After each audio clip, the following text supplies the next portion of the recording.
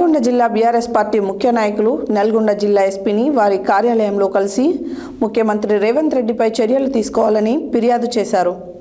తెలంగాణ ముఖ్యమంత్రి రేవంత్ రెడ్డి బీఆర్ఎస్ పార్టీలో ఆందోళన కలిగించే విధంగా శాంతి భద్రతలకు విఘాతం కల్పించే రీతిలో తెలంగాణ తొలి ముఖ్యమంత్రి కేసీఆర్ని బీఆర్ఎస్ పార్టీ నాయకులను కార్యకర్తలను అవమానపరిచే విధంగా మాట్లాడడంతో మనోవేదన చెంది ఫిర్యాదులు చేస్తున్నామన్నారు.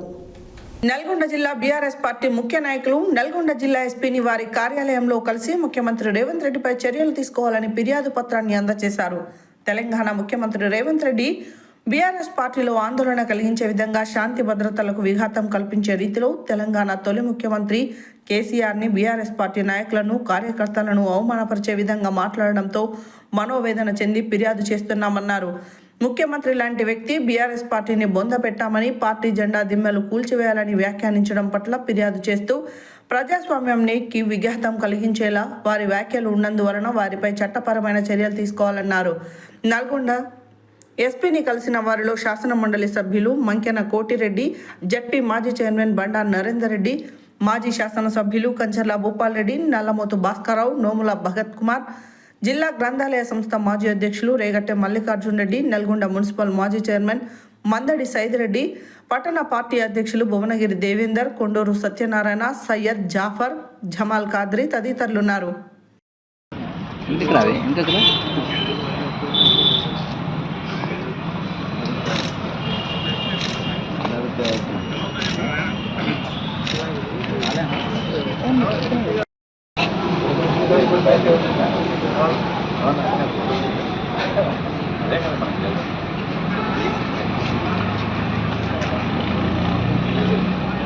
ఢిల్లీలో ఉన్నటువంటి కాంగ్రెస్ పెద్దల మెడలు వంచి తెలంగాణ సాధించినటువంటి వ్యక్తి కేసీఆర్ గారు. మరి అది మనందరూ కూడా తెలుసు. వచ్చిన తెలంగాణలో ఏ విధమైనటువంటి అభివృద్ధి జరిగిందో మనందరూ కూడా తెలుసు. మరి ఆ అభివృద్ధిని చూసి ఓర్వలేని మరి ఆంధ్రప్రదేశ్ కానీ తర్వాత వివిధ జాతీయ పార్టీలైనటువంటి ఆ పార్టీలో ఓర్వలేక మరి ఈ తెలంగాణని మళ్ళీ విచ్ఛిన్నం చెయ్యాలి, మళ్ళీ ఈ తెలంగాణని మళ్ళా ఆంధ్రప్రదేశ్గా సృష్టించాలి, ఈ తెలంగాణలో అలజడి సృష్టించాలి అనే ఆలోచనలతోటి మరి ఒక కంకణం కట్టుకొని ఈ తెలంగాణని మరి రేవంత్ రెడ్డి గారు మరి వచ్చిన 2 సంవత్సరాల నుంచి నానా దుర్భాషలతో కేసీఆర్ని నోటికి ఎంత మాట వస్తే అంత మాట, ఎంత అగౌరవమైనటువంటి మాట వస్తే అంత అగౌరవమైనటువంటి మాట మాట్లాడుతున్నటువంటి సందర్భాన్ని ఈ తెలంగాణ ప్రజలు గమనిస్తూ ఉన్నారు. తెలంగాణలో ఉన్నటువంటి అన్ని ప్రాంతాలని అభివృద్ధి చేసినందుకు కేసీఆర్ గారు చావాలన్నా మరి ఇది ఎంతవరకు సబబో ఒక్కసారి ఆలోచన చేయాల్సినటువంటి అవసరం ఉంది. ఈ తెలంగాణ కోరుకున్న ప్రతి ఒక్కరు కూడా టీఆర్ఎస్ పార్టీ జెండా, టీఆర్ఎస్ పార్టీ దిమ్మకు మరి ఎంత గౌరవిస్తారో, ఎంత సల్యూట్ చేస్తారో, ఎంతగా అభిమానిస్తారో ఆ దిమ్మెలని కూలగొట్టాలని స్టేట్మెంట్ చేయడం అనేది కరెక్ట్ విధానం కాదు. మరి వెంటనే మరి రేవంత్ రెడ్డి మీద ఖచ్చితంగా దిమ్మలను కూలగొట్టాలని, ఈ తెలంగాణ ప్రజల్లో అశాంతి నింపడానికి, అనవసరమైనటువంటి అలజడి సృష్టించడానికి మాట్లాడినటువంటి రేవంత్ రెడ్డి గారిని వెంటనే వేదిక మీద తక్షణమే ఇక్కడ ఉన్నటువంటి బీఆర్ఎస్ పార్టీ, తెలంగాణలో ఉన్నటువంటి బీఆర్ఎస్ పార్టీ దిమ్మలు కూల్చాలని ఆయన ఒక సందేశాన్ని ఇచ్చినారు.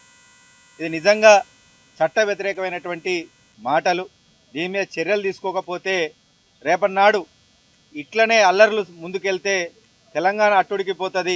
ఒకవైపు ఇంకా ఒక తెలంగాణ సాధించుకున్న తర్వాత గడిచినటువంటి 10 ఏళ్ళు బీఆర్ఎస్ హయాంలో ఒక సువర్ణ అంశంగా చెప్పుకోవచ్చు.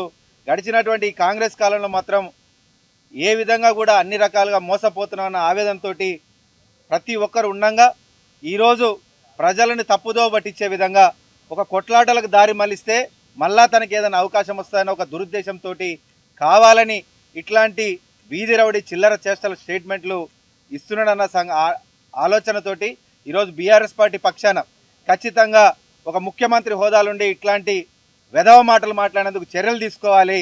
ఆయన అసలు ఆ స్థానానికి తగడు. ఒక హోంమంత్రి హోదా ఈరోజు ఆయన దగ్గరనే పెట్టుకొని, కుర్చీ ఆయన దగ్గర పెట్టుకొని ఇట్లాంటి మాటలు మాట్లాడితే సమాజానికి రేపు జరిగే మొన్న 18వ తేదీన తెలంగాణ రాష్ట్ర ముఖ్యమంత్రి ఖమ్మం జిల్లా పర్యటనలో భాగంగా పాలేరు నియోజకవర్గం ముద్దుపల్లిలో అనేటువంటి గ్రామంలో జరిగినటువంటి సమావేశంలో వారు మాట్లాడినటువంటి మాటలు, వాడినటువంటి భాష చాలా అభ్యంతరకరం. ఒక ముఖ్యమంత్రిగా ఒక జిల్లా పర్యటన పోయినప్పుడు నువ్వు చెప్పవలసింది ఏంది, అక్కడ నువ్వు చేసింది ఏంది, జరిగింది ఏంది అనేది కనుక చూస్తే ఆ సమావేశం యొక్క ఉద్దేశం వేరు, ఆ ఎజెండా వేరు, ముఖ్యమంత్రి గారు మాట్లాడింది, వ్యవహరించినటువంటి తీరు వేరు. ముఖ్యమంత్రిగా నువ్వు ఆ జిల్లాలో పోయినప్పుడు చెప్పవలసినటువంటిది, నువ్వు ఎన్నికల మేనిఫెస్టోలో పెట్టినటువంటి హామీల మీద నువ్వు ఎంతవరకు నెరవేర్చగలిగినావు, ఇంకా ఎన్ని నెరవేర్చాల్సి ఉంది, ఎందుకు నెరవేర్చలేకపోయినావు, అది ఎప్పటి వరకు నెరవేర్చావు, అందుకు అదనంగా నువ్వు కొత్తగా ప్రవేశపెట్టబోయేటువంటి పథకాలు ఏమున్నాయి, అభివృద్ధి కార్యక్రమాలు ఏమున్నాయి, ఆ ఖమ్మం జిల్లా ప్రజలకు ఏం అందిస్తా అనేటువంటి విషయం చెప్పవలసింది పోయి, మరి ఆ సమావేశంలో తెలుగుదేశం జెండాలు ప్రత్యక్షమైనాయి. మరి వారు పిలిపించుకున్నరా, వాళ్ళంతటా వాళ్ళే వచ్చినరా, అది ఎవరికి తెలియనటువంటి విషయం. తెలుగుదేశం జెండాలో చూడంగానే ఆయన శరీరంలో వైబ్రేషన్ స్టార్ట్ అయినాయి. టోటల్గా మనిషి మారిపోయాడు, ఒక అజ్ఞాని అయ్యాడు. ఇక్కడ ఈ రాష్ట్రంలో తెలుగుదేశాన్ని బొందబెట్టడానికి కేసీఆర్ గారు ప్రయత్నం చేసిన అనేటువంటి మాటలు వాడినాడు. అటువంటి పార్టీని 100 ఫీట్ల లోతు పాతర తీసి బొందబెట్టామని అన్నాడు. అవి ఎవరు మాట్లాడేటువంటి మాటలు? ఒక రాజకీయ అజ్ఞాని మాట్లాడవలసినటువంటి మాటలు. ఒక ముఖ్యమంత్రి స్థాయికి ఆ మాటలు తగవు. నువ్వేమైనా చెప్పదలుచుకుంటే ఈ ప్రభుత్వం ఏం చేస్తుంది